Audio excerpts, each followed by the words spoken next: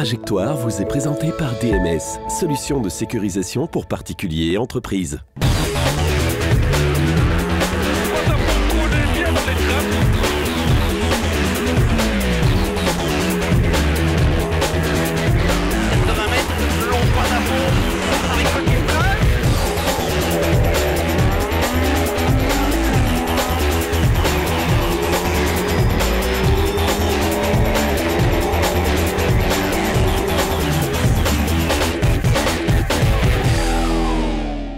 Bonjour à toutes et à tous, bienvenue dans Trajectoire, votre magazine consacré au sport automobile sur votre télévision locale. Nous sommes ici dans le village de Baronville, dans l'entité de Borin, dans les ateliers de Benjamin Defèche, pilote de rallye en Opel Ascona, pilote de course de côte en VW Sirocco. Bonjour Benjamin. Laurent, salut.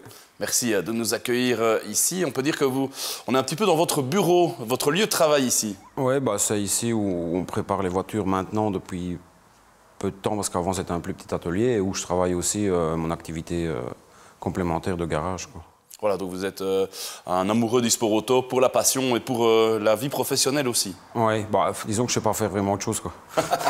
Vous ne savez faire que ça de vos mains, ouais, c'est déjà pas mal. Alors, cette passion pour le sport auto, elle est là depuis quand? Disons que j'ai un ami toujours là qui roulait en autocross, donc j'ai commencé en autocross, puis il a fait de la course de côte, j'ai commencé en course de côte, puis après j'ai voulu tester un peu au rallye. Je vais dire, j'ai commencé à 15 ans en autocross et j'ai pas encore loupé une saison de quoi que ce soit. Et vous avez quel âge aujourd'hui? 42 depuis une semaine. Ah ben voilà, bon anniversaire en tout cas. La passion pour le rallye, la passion pour la course de côte, est-ce que vous en préférez une des deux? Non, parce que c'est vraiment deux disciplines différentes. La côte, c'est un sprint, donc on a 1 ou 2 minutes pour faire le chrono. Si on loupe un rapport, si on freine trop tôt, si on prend une corde qu'il ne faut pas prendre, c'est mort, quoi. Tandis que le rallye, c'est plus de l'endurance. On peut faire un tête à queue et se rattraper parce qu'on a quand même 10 km à la place de 2 km en côte. Puis 10 spéciales à la place de 4 montées, c'est tout à fait différent, quoi. Oui, et puis alors il y a on roule propre en côte et en rallye on peut se faire plaisir, hein. Les voitures sont vraiment différentes aussi, hein. Oui, c'est clair. En côte il faut être hyper propre, trajecté. Moi je suis pas au top, mais bon, je me démerde. Et en rallye, avec ça là derrière, c'est pas trop pour être propre, quoi. L'Opel Ascona, évidemment, tout en glisse. On reviendra tout à l'heure aussi, mais on rappelle que vous avez été champion de Belgique dans votre catégorie en course de côte il y a plusieurs années, en 2003, c'est bien 2003, oui. Ça date un peu. Mais... Ça date un peu, mais déjà avec cette VW Sirocco, on en reparlera tout à l'heure. On rentre dans le vif du sujet, on vous propose les meilleurs moments du rallye de Roulers, c'est l'Omloop van Vlaanderen, ça compte pour le championnat de Belgique. La victoire revient à Vincent Verschuren. L'Omloop van Vlaanderen à Roulers, 7e manche du championnat de Belgique. Nous sommes en Flandre occidentale sur une Skoda Fabia World Rally Car. Andy Lefevre est en tête à la surprise générale. Il profite de la sortie de route de Chris Prinsen. Mais celui qu'on a connu en BMW par le passé part aussi à la faute. Tout profit pour Vincent Verschuren et Véronique Ostens qui s'imposent à bord de la Skoda Fabia R5. Ils prennent la tête du championnat.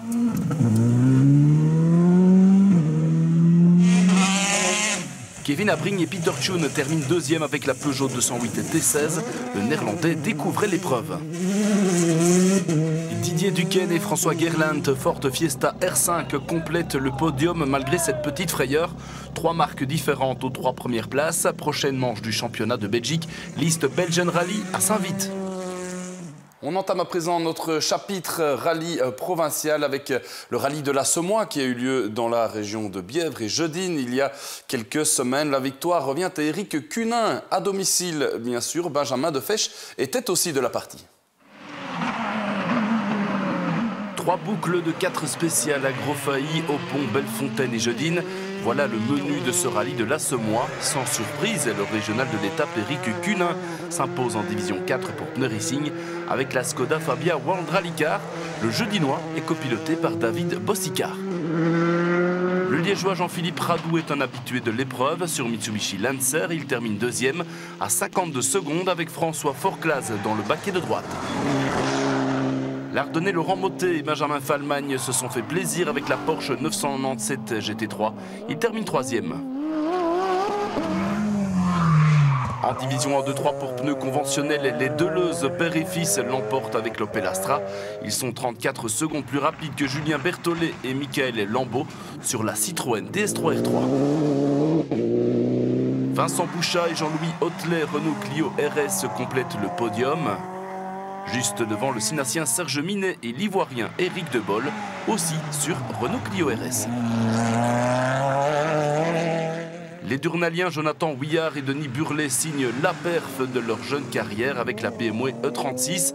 Ils sont 9e du général en 1-2-3 et remportent la classe 3-11, le rallye parfait dans un style généreux. Prestation très sérieuse aussi pour le Bourinois Steve Rossion sur Peugeot 106, il est 16e.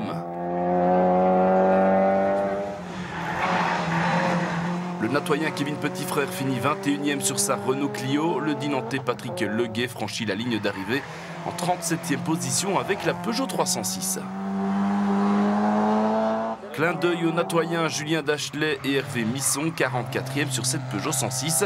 Contrairement aux Ardennes, cette fois c'est Dash qui pilote. Les Houilletois Christophe Scaillet et Aimé Hénin, Renault Clio finissent 59e. Guillaume Lejeune, quant à lui, a régalé le public.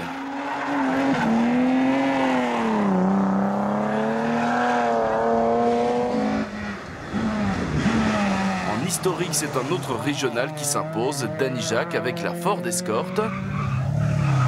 Le Bourinois Benjamin Defèche termine 6e avec l'Opel Ascona. Comme Danny Jacques, Christophe Calais provient de Grède, son original Fiat finit 13e. Voilà pour le résumé du rallye de la Semois. Benjamin, vous avez roulé au rallye de la Semois. Comment ça s'est passé pour vous? Disons que dans la première, on n'a fait que 2 boucles. Dans la première, j'étais fort prudent parce qu'on essayait des nouveaux pneus et voilà quoi. Mais ça a été dans la deuxième, on a quand même bien roulé. C'est bien marré.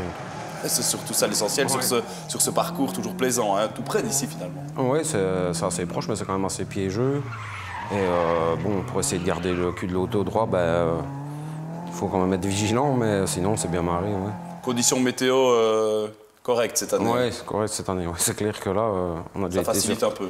Oui, parce qu'en 2006, j'ai déjà fait, dans le fond de la carrière, quelques tonneaux, parce qu'il faisait justement très mauvais, avec un copilote.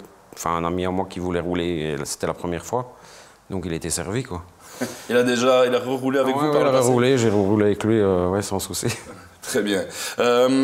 Expliquez-nous un peu les différences, pour ceux qui s'y connaissent un peu moins, entre PH, Prov historique, et la catégorie SR. Je veux dire, Prov historique, c'est vraiment des véhicules qui sont... Vous êtes en Prov historique?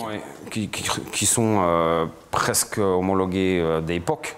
Entre guillemets, tandis qu'SR, c'est des véhicules où on peut adapter des séquentiels, un moteur qui a plus de soupape que d'origine. On fait un peu ce qu'on veut. Ouais, c'est un peu des protos, quoi. Je veux dire, c'est pas vraiment historique, quoi. Voilà, c'est ça. C'est quoi l'esprit Prov historique? Pourquoi vous ne roulez pas, par exemple, en division 1, 2, 3 avec la plupart des autres concurrents? J'ai déjà roulé avec ma Golf 2 et en C2. En 1, 2, 3, mais ici, je voulais refaire, je vais dire, plus pour jouer des championnats ni rien, mais vraiment m'amuser. Et en historique, à la base, c'est quand même faire du spectacle.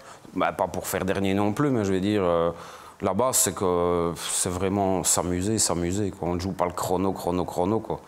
Il y a des endroits où il n'y a pas besoin de faire un frein-main, mais bon, on le fait, quoi. Ouais. Donc, c'est vraiment... C'est une ambiance tout autre quand même.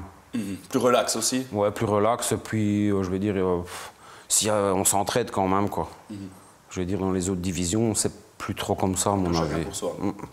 Alors, Danny Jacques, maître à domicile, à la Semois, difficile d'aller le chercher. Ouais, c'est clair que là, il était très fort, déjà chez lui, et puis, il s'est avancé, sa bagnole aussi, donc ça fait un bon ensemble. Donc, c'est clair que là-bas, c'était dur. Alors, parlez-nous un petit peu de cette Opel Ascona qui est derrière vous.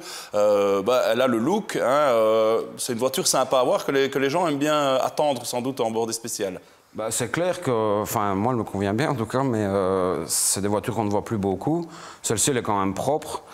Et c'est vrai qu'on voit beaucoup d'escorts. Bah, ils sont bien aussi, c'est pas ça, mais ça change un peu. Et c'est vrai que les gens, de toute façon, ils aiment bien de voir ça, les historiques, que ce soit Escort, BM, Opel, tant que ça glisse, ils sont contents, quoi. Alors elle a le look Ascona 400, hein, la série limitée, comme sur votre t-shirt, le logo. Mais ce n'est pas une vraie Ascona 400. Expliquez-nous un peu les caractéristiques de cette voiture. Bah, ici, elle a le kit 400 pour être large, mais ce n'est pas une vraie 400, non, parce que le vrai 400, c'est un 16 soupapes.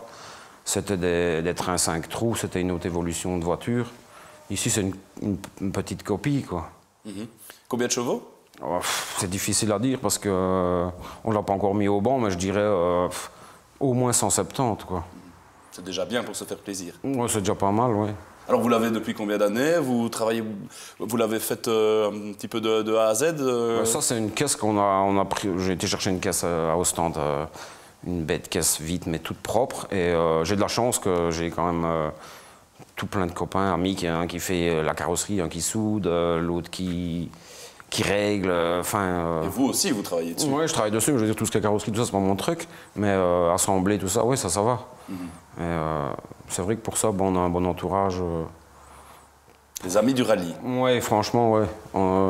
Les amis, la famille, pour ça, je suis soutenu de tous côtés. Parce que sinon, c'est pas possible. Il faut en acheter une toute faite, c'est pas pour moi. Ouais, effectivement.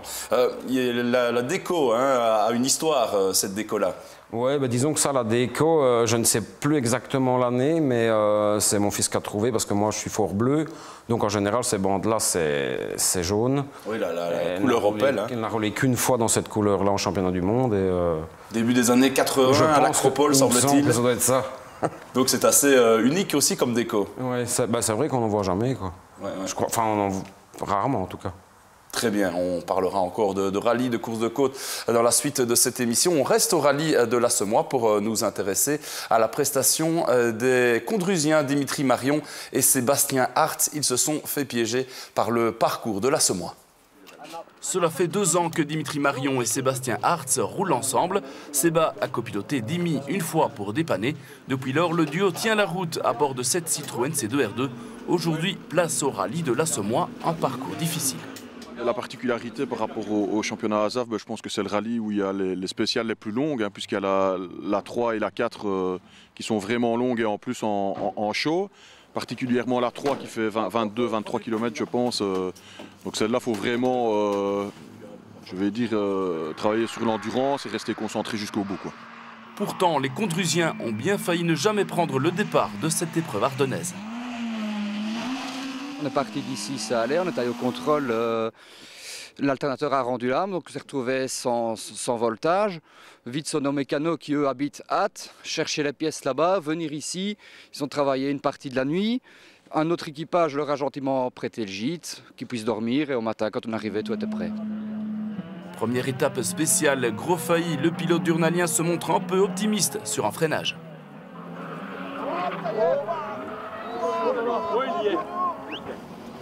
La deuxième spéciale se déroule sans encombre. La Citroën C2R2 est alors 29e en division 1-2-3 pour pneus conventionnels. Mais en fin de troisième spéciale, c'est la catastrophe. Sortie de route, train avant hors d'usage, c'est l'abandon. Dans la descente de Bellefontaine, là, sur un gauche 10, je pense qu'il y a une rotule qui a cassé et qui nous a laissé terminer dans le mur côté droit. Voilà, je m'explique. J'explique pas ça autrement. Une petite chaleur quand même? Oui, parce qu'on ne savait pas l'épaisseur du muret. Donc on a peur qu'il se fissure et basculer dans le vide. Ouais. Aussi bien Séba que moi, on a un peu mal la nuque et dans le bas du dos. Ça fait bizarre parce qu'en fait, on n'avait jamais tapé depuis qu'on roule, on n'a jamais fait une sortie comme ça. La fin de saison approche, l'année 2017 est assez mitigée pour Dimitri Marion et Sébastien Hartz, qui risquent d'avoir pas mal de boulot pour remettre la voiture à neuf. Avec l'abandon à la Haute-Seine à cause du levier de vitesse qui casse en première spéciale, l'abandon ici, ben voilà, on est un peu déçu, donc on va voir ce qu'on fait comme épreuve sur la fin de saison. On va voir si l'auto est réparable avant le rallye de tournée. Si pas, ben on se rabattra sur le rallye de Méthème, mais voilà, on saura quoi d'ici 10-15 jours quand le diagnostic sera fait définitivement. On pourrait donc revoir la petite Française au double chevron d'ici la fin de saison. Si pas, rendez-vous en 2018 avec, on l'espère, un peu plus de régularité pour Dimitri et Sébastien. Et bien voilà, on a vu cette C2R2 dans le reportage ici avec Dimitri et Sébastien. La C2R2 que vous connaissez un petit peu aussi. Oui, avec mon ami copilote qui la première fois roulé avec moi, que j'ai envoyé Christophe Goffinon, que j'ai envoyé en tonneau à la SMOA, donc comme ça il savait un petit peu directement où on allait. Il a voulu qu'on loue une fois une voiture différente et on avait loué effectivement une C2R2. Et ça s'était bien passé? Ouais, c'est pas trop mon truc comme bagnole, mais niveau tenue de route, freinage, séquentiel, c'était quand même super bien. Ouais. C'était à quelle occasion? C'était au Rallye des Ardennes. Il y a longtemps? À mon avis, c'était 2009, je pense. Ah ouais, très bien. Mais c'était un one-shot, rouler en traction? En rallye, en tout cas? Ouais, non, parce que j'ai déjà roulé avant tout ce qui était Ascona, je roulais en Golf 2 en rallye aussi. Mais là, c'est vrai que c'était histoire de... Enfin, lui, il avait envie d'essayer ça. Une voiture un peu plus moderne par rapport à ce que vous avez d'habitude. Voilà, c'est ça. Dans un prix... raisonnable. Ouais. Très bien. Merci, Benjamin. On poursuit. C'est une petite page de pub pour l'instant.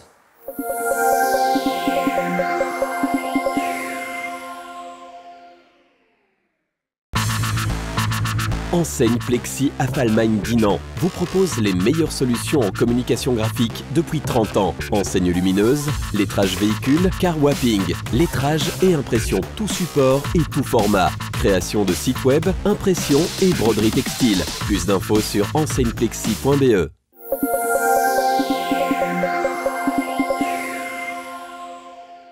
On passe à présent quelques épreuves de ces dernières semaines en revue, notamment les rallyes liégeois, le Mickey et le Jean-Louis Dumont. 2 semaines après Aversin, Yves Maton remet le couvert avec sa fille Élise dans le baquet de droite. Le boss de Citroën Sport s'impose à domicile au rallye sprint du Mickey en division 4 avec cette DS3 World Rally Car. Le Marchois Xavier Bouche et le Rhin Jamar Mitsubishi Lancer Evonis terminent 2e. Devant la Citroën DS3 R5 d'Étienne Montfort et Kevin Fernandez. Laurent Wilquin roule peu, mais quand il s'y met, c'est pour la gagne. Le Somme-le-Zois remporte les divisions 1, 2, 3 sur sa Citroën DS3 R3T avec Ludovic et Denis dans le baquet de droite. Jean-Michel Dumont et Nathalie Doquier, Renault Clio RS finissent 2e. Le podium est complété par Philippe et Marc Counart sur Peugeot 106 Maxi. Le Hamoisien Michael Macor termine 24e avec sa Peugeot 106. Il est copiloté par Jérôme Dujardin.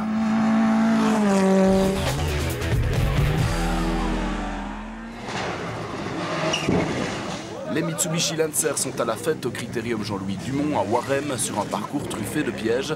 Marc Turion s'impose en division 4. Il est copiloté par Nicolas Bates à bord de cette Evo 8. Sur une Evo 10, Steve Materne et Eric Van Lessen sont 2e. Jean-Frédéric Collignon et Jérôme Montjoie pointent au 3e rang final.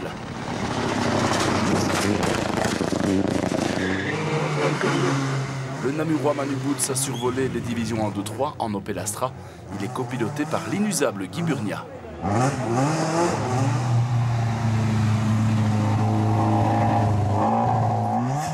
Frédéric Jamoul et Nicolas Gendarme Renault Clio sont 2e. Devant Yannick Calbuche et Sacha Willems Ford Fiesta.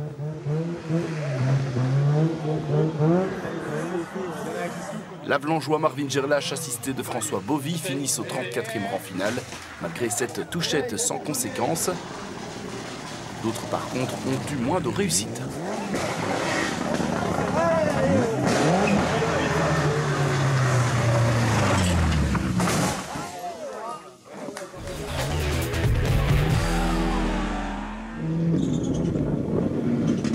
Le rallye sprint à Rova se déroule dans la région d'Oudenaarde, en Flandre orientale. Petit rallye mais solide plateau. Le néerlandais Kevin Abring se montre le plus rapide, pour une fois sur une Ford Fiesta R5. Le leader du championnat de Belgique, Vincent Verskuren, décroche le premier accessite avec sa Skoda Fabia R5. Jourdan Serderidis et Fred Miklot ont échangé les rôles. Miklot pilote et l'Ivoirien donne les notes. Ça marche pas mal, il termine sur le podium, aussi avec une Skoda Fabia R5.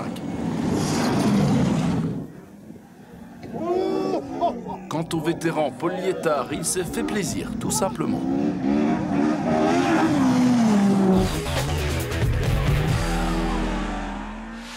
La course de côte de Houillet compte pour le championnat de Belgique, mais c'est le Français Anthony Leyeux qui s'impose sur Tatus Master. Le Bourinois Jacques Marchal, déjà champion, finit deuxième avec la Norma. Le Vénulier Christophe Lenouvel survole les divisions 1, 2, 3 et la Manche Azaf avec sa Citroën AX. Et voilà Benjamin, quel bilan tirez-vous de votre saison rallye? Une saison assez calme, un peu de courses. Oui, en fait, je ne fais plus de championnat, donc je roule un peu à la carte. Quand j'ai le temps et quand ça me plaît, puis suivant les conditions aussi. Donc, on a fait les Ardennes où ça s'est bien passé. On fait, je pense, 2 au général, premier de classe. J'ai fait à Versin, on fait aussi, je pense, 2 au général, premier de classe. Et ici à l'Asmois, on fait 4 ou 6, je ne sais plus, au général. Et deuxième de classe, je crois. C'est un peu plus relevé à l'Asmois, la concurrence. Oui, et là, il y avait quand même, franchement, un super beau plateau en historique. C'est mieux. Oui, évidemment, effectivement. On peut parler un petit peu de course de côte. Vous étiez aussi à la côte de Houillet il y a quelques jours. Comment ça s'est passé pour vous? Houillet, je fais 4 au général et premier de classe. Ouais, non, ça c'était bien, franchement. Ouais. Conditions climatiques, comment ça s'est passé? Non, ça allait, il faisait vraiment bien sec. De toute façon, j'ai des pneus pour le sec, donc... Quand il pleut vraiment beaucoup, vous hésitez même à participer alors? Oui, maintenant oui, parce que je ne fais plus de championnat, donc je n'achète plus de pneus pluie et je roule avec que du slick, quoi. Donc quand il fait gras avec cette auto-là, c'est impardonnable, quoi. Ouais, c'est pas amusant non plus finalement? Non du tout. Ouais. C'est même dangereux, quoi, limite. Ouais.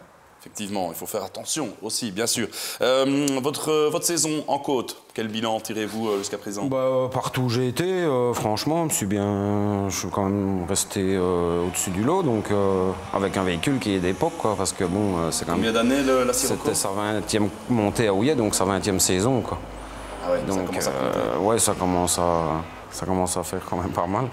Alors, un moment important dans la saison, c'est cette montée d'Eschdorf, qui est un peu un mythe au niveau européen même. Hein. Oui, là, maintenant j'y vais plus pour m'amuser, me faire 2-3 jours de vacances que de faire des résultats, parce que, évidemment, les véhicules ont évolué.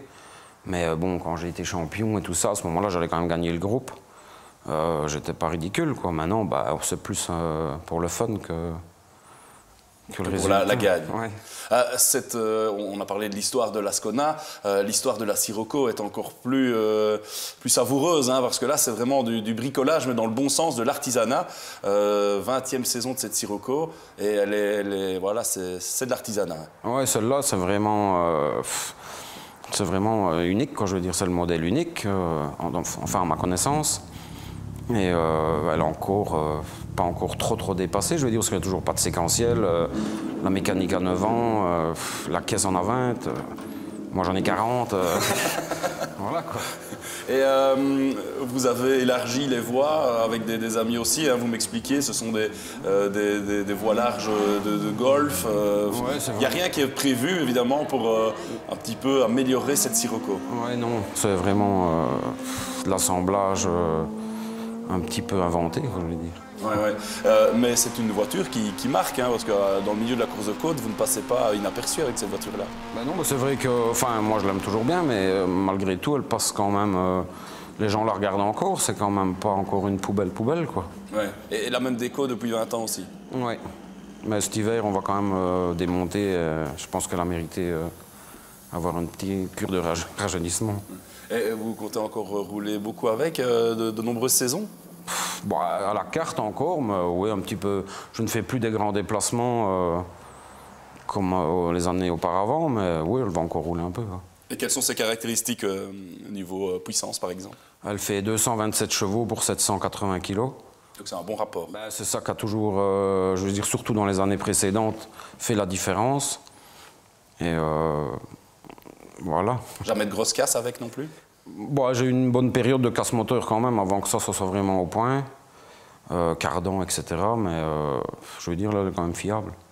Très bien. On poursuit cette émission avec la 4e manche du championnat BGDC. C'était à Assen, aux Pays-Bas. Et la victoire en Division 1 revient à Gaëtan Ayot, un autre Bourinois. Le circuit d'Assen aux Pays-Bas accueille la 4e manche du BGDC, le Belgian Gentlemen Drivers Club. Après un début de saison compliqué, le Bourinois Gaëtan Ayot et Jérôme Heinen se voient récompensés de leurs efforts. Victoire en Division 1 et au classement général avec la Peugeot RCZ Cup 188. La 288 d'Éric de Wallains et Damien Dussoul remporte la classe ACST. Une victoire donc de Gaëtan Ayot du côté des Pays-Bas. Voilà un autre Bourinois, doué en côte, fan des VW, beaucoup de points communs avec vous. Oui, bah, je le connais depuis qu'il est gamin. C'est vrai qu'il avait monté une Golf. Un petit peu dans le même style que vous, hein, même couleur, du bel artisanat aussi, une Volkswagen, pas mal de points communs. Oui, c'est vrai que ça manque au plateau des véhicules comme ça, quoi. J'avais quelques amis ici qui avaient aussi des véhicules Golf, Simca, etc.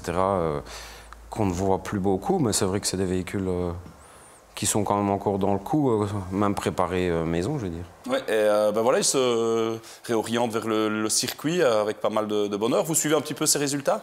Je vais dire, circuit, je ne connais pas vraiment.